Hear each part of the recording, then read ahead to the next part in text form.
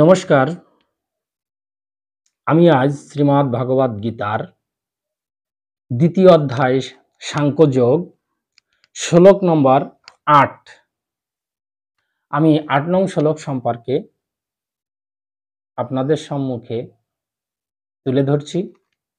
৮ নম্বর শ্লোকে বলছে, আমার অর্জুন বলছে, আমার ইন্দ্রিয়গুলিকে শুকিয়ে দিচ্ছে যে শোক, তা দূর করবার কোনো উপায় আমি খুঁজে পাচ্ছি না। আমাদের যে পঞ্চ ইন্দ্রিয়, এই ইন্দ্রিয়গুলোকে শুকিয়ে দিচ্ছে, মানে যে শোকে আমি ভারাক্রান্ত হয়ে, মানে এমন অবস্থায় আমি বিষাদগ্রস্ত রোগী হয়ে গেছি যে তা দূর করবার কোনো উপায় আমি খুঁজে পাচ্ছি না। এমনকি স্বর্গের দেবতাদের মতো আধিপত্য নিয়ে সমৃদ্ধশালী প্রতিদ্বন্দ্বিতা বিহীন রাজ্য এই পৃথিবীতে লাভ করলেও আমার এই শোকের বিনাশ হবে না। আমরা কর্মযোগের এখানে চরিত্রের উপর কর্মের প্রভাব সম্পর্কে আমি স্বামী বিবেকানন্দ কি বলছেন, আমরা একটা কথা এখানে জানবার চেষ্টা করি। এখানে বলছেন যে আনন্দ ও বেদনা উভয় মহান শিক্ষক, আনন্দ ও বেদনা উভয় মহান শিক্ষক, এবং সে মন্দ থেকে যতটুকু শিক্ষা লাভ করে, ঠিক মানে যতটুকু শিক্ষা লাভ করে ভালোর থেকেও ঠিক ততটুকুই শিক্ষা লাভ করে।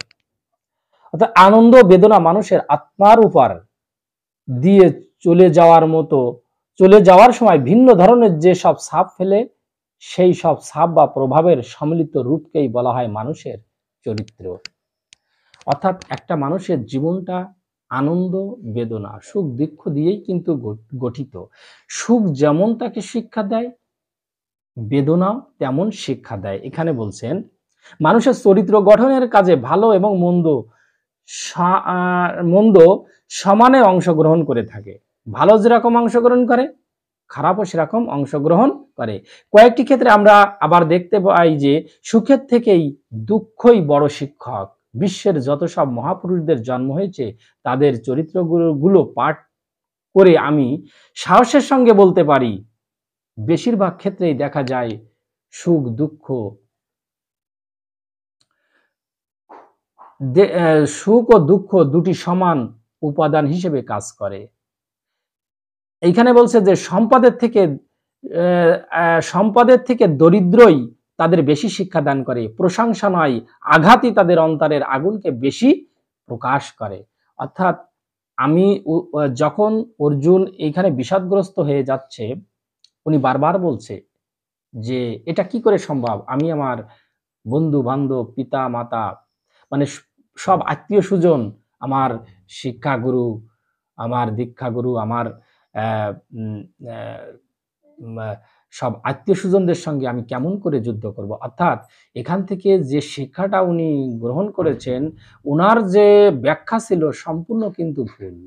তাই শ্রী কৃষ্ণ ভগবান বলছেন যে হে অর্জুন, তুমি শোক করো না, কারণ যারা যথার্থ পণ্ডিত তারা জীবিত অথবা মৃত কোনো কিছু নিয়ে শোক করে না। তোমার তো শোক করার দরকার নেই, তুমি দুঃখ থেকে যতটা শিক্ষা লাভ করবা, সুখের থেকে ততটা শিক্ষা লাভ করবা। অর্থাৎ সুখ আর দুঃখ আর সম্পদ থেকেই, সুখ দুঃখ আর সম্পদ, এর থেকে দারিদ্রতাই বেশি ভাগ ক্ষেত্রে দেখা যাবে সুখ ও দুঃখ আর সম্পদের থেকে দারিদ্রই তাদের বেশি শিক্ষা দান করে।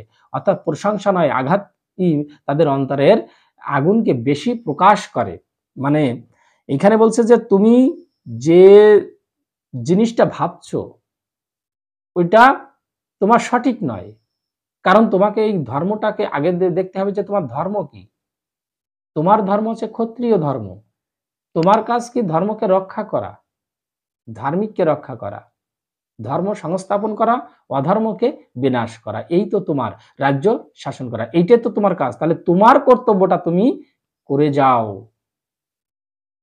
ভগবান শ্রীকৃষ্ণ বারবার সুন্দর করে তাকে বোঝানোর চেষ্টা করেছেন এবং সর্বশেষ তাকে এই ৭০০ শ্লোকের মাধ্যমে, মানে বারবার শ্রীকৃষ্ণের যতগুলো শ্লোক আছে প্রত্যেকটা কথায় তিনি সমগ্র মানব জাতির জন্য তিনি এক মহান শিক্ষক হিসেবে, এক গুরু হিসেবে, বন্ধু হিসেবে তিনি শিক্ষাদান করে গেছেন। আসুন আমরা আমাদের প্রাণপুরুষ ভগবান শ্রীকৃষ্ণের কথা মতো আমাদের জীবনটা পরিচালিত করি, তাহলেই আমরা আমাদের জীবনের সঠিক উদ্দেশ্য বাস্তবায়িত হবে এবং আমরা প্রত্যেকে গোবিন্দের চরণ পেতে পারবো। আসুন আমরা প্রত্যেকে প্রতিদিন একটা করে অন্তত গীতার শ্লোক আ সম্পর্কে আমরা জানবার চেষ্টা করি। নমস্কার সকলকে। আজকে এই পর্যন্তই।